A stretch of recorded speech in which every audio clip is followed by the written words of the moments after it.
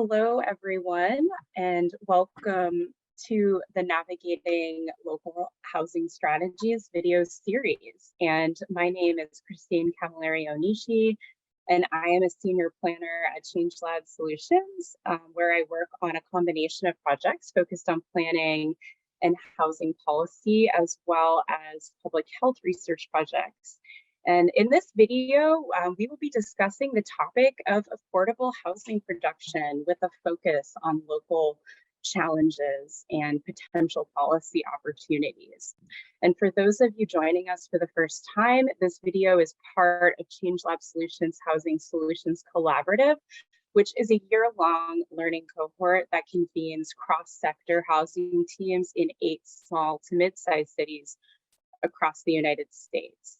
And the primary goal of convening these teams is to confront the local conditions that impede housing equity. And it is our hope that these collaborations can help generate idea and expertise sharing between housing experts and advocates in communities that otherwise might not have an opportunity to brainstorm together and learn from one another. And the Housing Solutions Collaborative also provides teams with tailored technical assistance and a shared foundation for collective problem solving.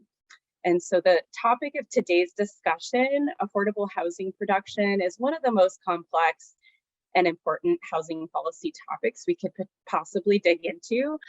Increasing the number of newly constructed affordable housing units in a particular community is a very important piece of any local housing strategy, and is connected to ensuring that people have access to safe, stable, and affordable housing in the long term. And so as anyone who works or has worked in the housing space knows, getting new affordable units constructed can take a very long time and involve a lot of moving parts, including but not limited to financing, land use approval processes, and permitting, and political dynamics that need to be navigated.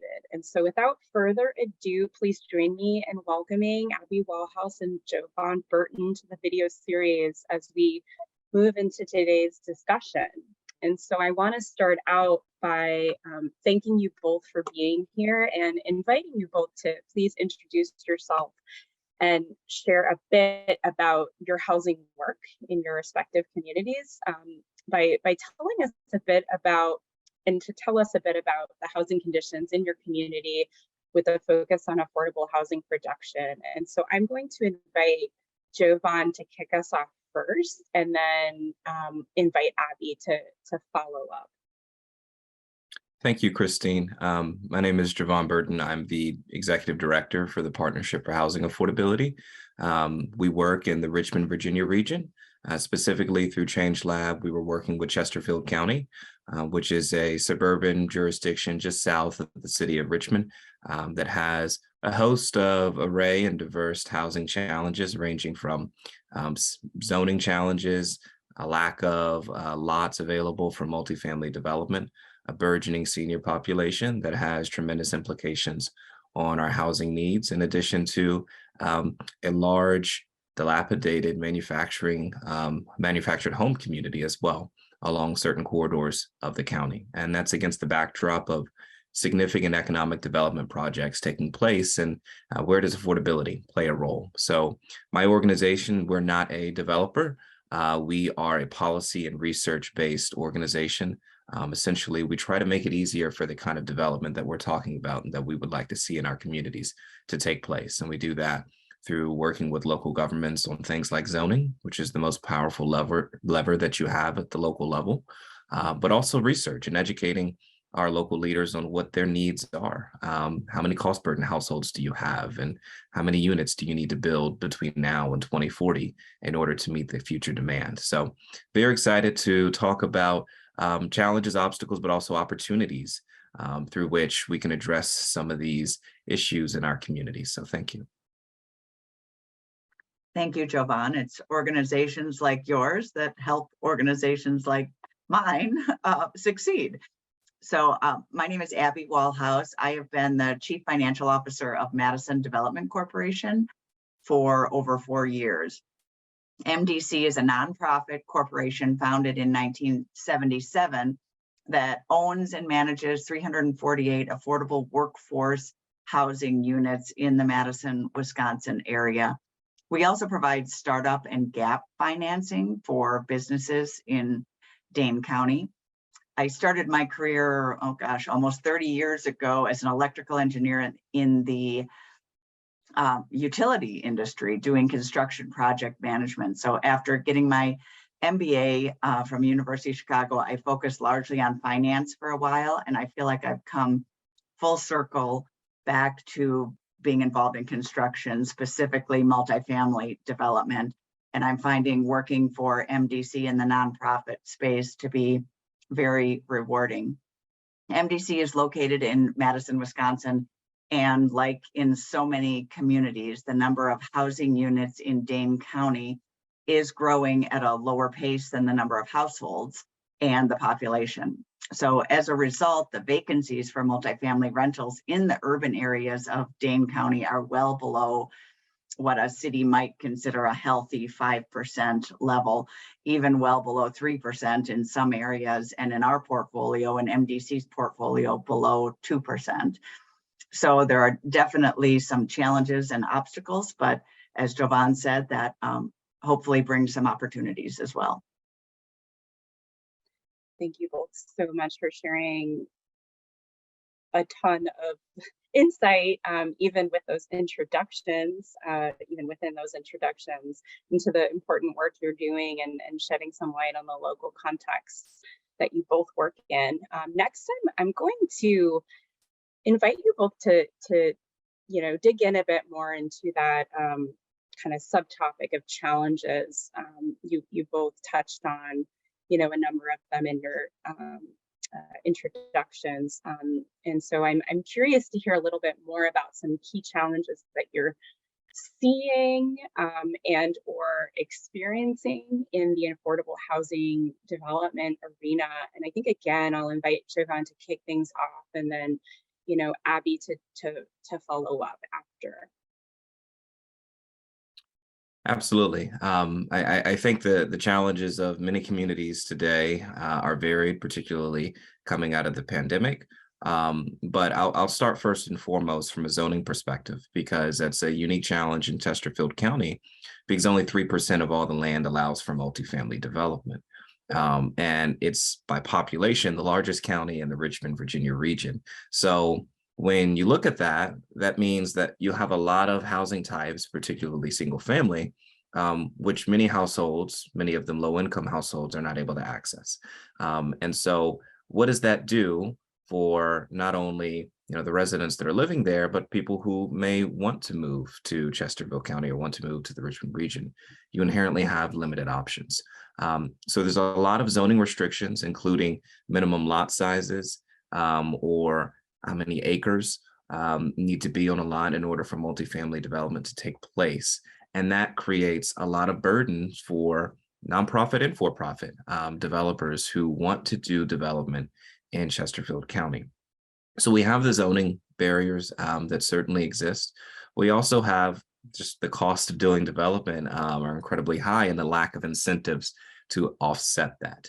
Now, the county has in recent years implemented solutions such as a zoning overlay in certain districts to encourage the development of multifamily and allow it to take place by right, as opposed to having to go through a rezoning or conditional use permit or special use permit.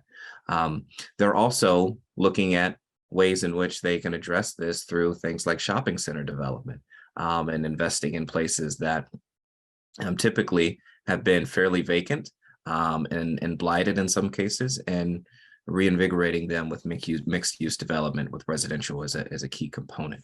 But I think the zoning piece, the cost of doing development, when you look at tap fees or utilities, are very cost prohibitive for a lot of our developers, and the lack of incentives. We don't have density bonuses. We do not have things like permitting fee waivers or parking fee waivers or expedited permitting. So really right now, the juice isn't worth the squeeze for a lot of developers to even think about going to mixed income or below market rate. And then the other piece, and this is something that communities writ large experience, is neighborhood opposition with NIMBYism. And that's incredibly difficult to overcome. We have a little bit more success on the single family side because it's a largely single family neighborhood. And it's much easier to get kind of the political will necessary and lack of neighborhood opposition. But generally, when it comes to multifamily housing, density is still something that creates a lot of uncertainty for many neighborhoods. And there's a lot of misperceptions and myths surrounding multifamily housing that still have to be broken down in order for us to make significant dent in our challenges that we have. So writ large, the NIMBY issues, political will, and cost of doing development and zoning, I think are our greatest obstacles. But again, there's a lot of opportunity within those obstacles, and it's a lot of how you message this issue and how you're going to address it in order to help demystify it and give folks the understanding that housing can be a benefit to the community's long-term sustainability and quality of life. So in Madison, Wisconsin, the city has made some adjustments to zoning over the years to really help streamline the development approval process. There still exists, as Jovan was describing, a push-pull relationship between needing and wanting more multifamily housing options and the desire to keep original structures and neighborhoods intact. Madison Development Corporation, we focus on workforce housing, so our tenants typically have a source of income and are making between 40 to 80% of the area median income. And it's really just, it makes sense for a city to increase workforce housing to have the workers available for the area businesses in urban settings. On the development side, certainly some of our key obstacles and challenges are site control, lack of land availability in urban areas, and financing. Those are really key challenges. And as Jovan's mentioning, the cost to develop right now, that's all a part of the financing. As the cost to go develop continue to increase, the difficulty in financing continues to increase. So on the financing side, affordable housing projects often have very complicated capital stacks, especially when city, county, or federal funds are involved. Many of the application processes for grants or reduced cost loans take the better part of a year to get to the award and executed agreement stage. So in the meantime, on a parallel path, a developer proceeds with city approvals, contractor selection, primary financing, with the hope that an award will come through. So in today's environment of increasing interest rates, the primary financing is a challenge in itself, and you really have to have your gaps figured out in your capital stack for financing before closing on your primary financing. So awards, city money, county money, federal money, that's all usually part of a capital stack on an affordable housing project, particularly in the nonprofit sector. So it's a bit of a puzzle to put it all together and get to groundbreaking. So we're excited when it happens. Thank you both so much for sharing, sharing and helping us to understand some of the obstacles and challenges you are seeing and working through in the communities that you do such important work in. Kind of transitioning a bit into talking about innovations and opportunities. I am curious to hear both of your thoughts on this. And so within the context of affordable housing development, I'm wondering if you could each share, any thoughts you have on innovative strategies, partnerships, or policy measures in your experience are most needed. There also might be strategies that exist that could be more impactful if expanded. I think I'd also love to hear about those. And I think you each kind of touched on a number of things that could be discussed further, I think, as part of your responses to this question. But I think What I'll do here is invite Jovan again to kick us off and Abby to jump in as a follow-up to what Jovan shares.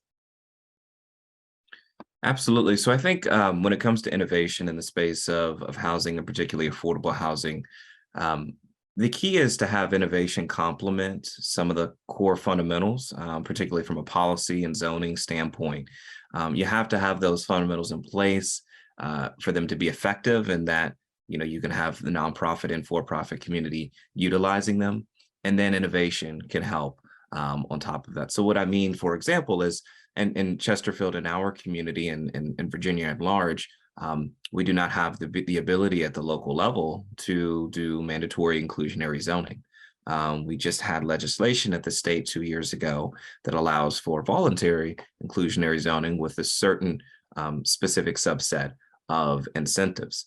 We still have not adopted that inclusionary zoning program from a voluntary standpoint at any of our local communities in the Richmond region. And so that's kind of a first step that we have to have in place so we can begin to layer incentives and encourage the kind of development that we want to see. So that would be fairly innovative for us because it simply has not happened, but has been kind of a key component of other communities across the country being successful in consistently producing affordable housing. I think the other piece when it comes to innovation is how can you connect housing to other sectors? So connecting housing to economic development and making that very seamless and being intentional about it. I alluded to a little bit earlier about shopping center redevelopment. Chesterfield County has 63 aging shopping centers, meaning over the age of 25, many of which have enormous surface level parking lots that sit vacant, that were designed for the day after Thanksgiving, and that doesn't really exist in the same capacity anymore. And so they're beginning to think about, as a community, well, how can we turn these strip mall centers into great opportunities for mixed use development, for connecting, expanding transportation with jobs, and also having housing or residential development as a key component. But even beyond that, how do we be intentional about baking in affordability into those economic development opportunities? We have a serious imbalance of jobs and affordable housing in our region, where jobs are located in one area and affordable housing located in a different area. Doing this kind of intentional mixed use redevelopment could help alleviate that and give folks a greater quality of life and opportunity to have access to transportation and amenities and grocery stores and other things that go into creating a great quality of life. So there's opportunities to be innovative in that aspect, but I think it all comes back to being intentional about the problems that you're trying to address. And I know that other communities have done that. Another piece is looking at farther down the affordable housing continuum around permanent supportive housing and housing that requires supportive services. How do you take advantage of any federal funding and that has come through in the last few years to address things like the fact that we have many individuals living in motels serving as housing. Our motels have become de facto housing in many of our communities because vacancy rates are so low. And many individuals have barriers to gaining access to traditional housing. We've seen other communities transform motels and hotels into permanent supportive housing or into shelters. And that's a step that we could take certainly in our region as well. So I think it's having the courage to be intentional about some of these things and making those longer term investments and understanding in the long run, they'll actually be much more cost effective and beneficial to your community and your viability moving forward. So the city of Madison really recognizes its nonprofit partners, and MDC values its relationship with the city. We have not developed using tax credits, and certainly tax credit projects have a place and fill a need, but equity investors will expect to cash out at some point, and there's a high probability of a tax credit project being taken to market rate down the road. So nonprofit developers with a mission of affordable or workforce housing will likely keep a project affordable permanently. So I think strategies and policy measures that favor nonprofit development are very impactful for a city. There are ways, even though, as Jovan explained, sometimes there are a lack of incentives, but there are ways to incentivize developers, for-profit and nonprofit, to include affordability. But for how long? For a 15-year period, perhaps, or 20-year period. And then most likely a large for-profit developer may take a development to market rate at that point. So I think there's some importance to incentivizing policy measures and strategies for nonprofit development to keep some long-term affordability in urban areas. One solution that Madison has done, the Dane Workforce Housing Fund, it's managed by MDC, is a very innovative solution that the Economic Stability Council in Madison spearheaded. Large area employers invested in the $11.85 million fund to lend to developers willing to keep units affordable for 15 years. It's a social investment for the corporations and institutions willing to take a lower return than market in exchange for workforce housing. We target, $20,000 per unit that's kept affordable. The loan sizes range between $500,000 and $2 million. Like tax credit projects, if this sort of financing is given to a for-profit developer, there is a chance that those units won't be permanently affordable, but it certainly is making a difference in this 15-year period to otherwise a development that may have started as market rate does have a carve out for affordability for at least a guaranteed 15 years. And then if, perhaps a fund two would continue to layer on the affordability and increase the number of units available to those making less than the county median income. So I think, just in short, there's a place for all kinds of development in the city, given that there's such a need for affordable and workforce housing. But I would tend to take a nod to policy measures that would favor nonprofit development to keep an assurance of some permanent affordability. And Abby, I think that's wonderful that you all were able to engage the corporate sector, because I think that having your corporate anchors understand the value of housing, that's their employer base, right? Our employee base, and they understand if people are going to continue to move to Madison, they're going to need to have somewhere to live that they can afford, and so they see you as a value add to their organizations and to their sustainability, but also to the community. We would love to see that kind of investment here, I think, in the Richmond region, because again, we've always had that perception of being a much more affordable place to live than DC or other areas farther north. But in the last 3 years, we've begun to lose that competitive advantage. And so I think from an economic development standpoint, it would be great if we could kind of replicate a model like that. And I think that's wonderfully innovative and something, kudos to you all for getting that off the ground. Well, it was interesting when the Economic Stability Council in Madison first got together, they decided they really had to, in order to make an impact, had to narrow their focus. There are lots of economic issues to deal with in any community, and they really zeroed in on housing, that the stability for the economy in Dane County, in the city of Madison, really had to start with housing and affordable housing, quality housing, options, just having options. So I think that was able to lead us to where we are now with a few solutions. I think this has been such a rich conversation, and I'm so, I think there's so many areas we could potentially dig into further, but I want to create some space for any additional questions, Abby or Jovan, you might have for each other. And so please feel free to pose any burning questions you kind of have. regarding challenges or innovations and opportunities, or really anything else about the work that you're each doing. I guess I'll throw a question to Jovan. It sounds like voluntary inclusional zoning is kind of next up on your plate. Is that what your city is looking at? I mean, it's always on our plate, and as you know, it's policy is a very it's not a linear process. It's like development. You know, you start and you may never finish sometimes.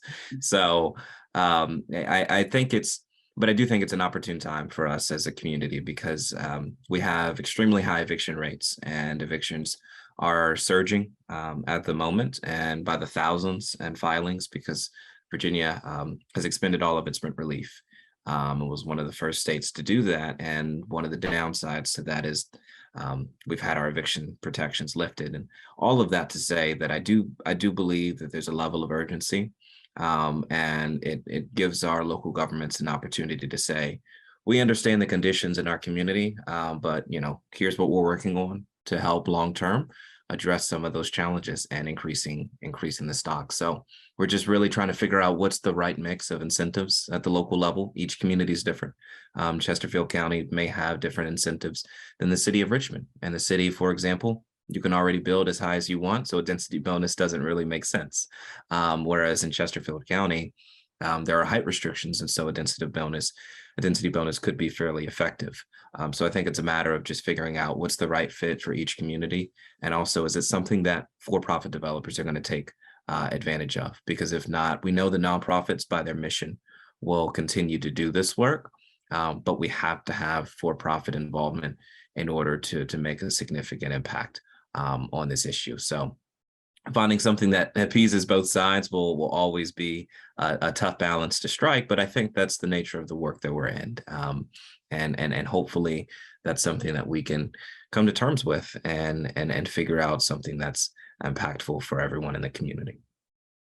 Well, next up on our plate is we have a groundbreaking, hopefully, fingers crossed, at the end of September for a 24 unit in the city of Madison, and we're exploring a 50 unit in Dane County, just outside the city of Madison. Financing continues to be the largest challenge for both of those. We're having to put in more equity unless a partnership is sought than ever before, just given the construction costs and the interest rates. So it's continues to be a challenge, but we'll all just keep picking away at it. Well, I'll say that, you know, as far as partnerships and helping out with the financing challenges, what we've had here in Virginia is our state's housing finance agency began a program where they basically invested in planning district commissions across the state, and $40 million. Each planning district commission got a certain amount of that based on size and population, and our region got $3 million. But our planning district commission kind of passed the administration of that program over to our organization to basically say, look, you all are the housing experts, you have the relationships with developers, you can figure out what the greatest need is and how to make $3 million stretch for the greatest impact. And so we realized gap financing, projects that are close to being shovel ready. The pandemic has created a lot of delays for many of our affordable housing projects. And so with us already being at a deficit, we really needed to figure out a way to accelerate that development process. So having flexible funding, and if you can, you know, work with your state housing finance agency to look at creating a similar program, I think that could be a boon for Madison development. I appreciate that. I will continue to keep an eye on what you're all doing. So thank you. Thank you both so much for taking the time to speak with us today and sharing your expertise. And before we kind of move to wrapping up this discussion, you know, I want to thank you also both for your work to further housing equity. It's been you know, really a privilege to work with both of you as part of the Housing Solutions Collaborative, you know, and to you know, be present for this conversation. And so thank you, Abby and Jovan, for joining me today and participating in this video series. it really appreciate you taking the time to share all your know-how with other folks across the United States who are working through housing challenges. Just a reminder that today's video is one of 3 that we will be releasing in the coming weeks.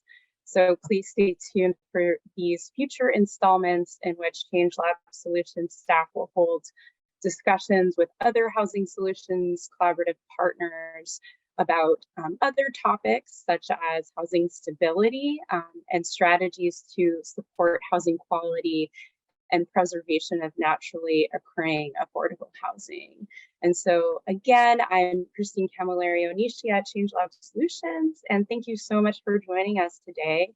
And we will see you next time. Take care.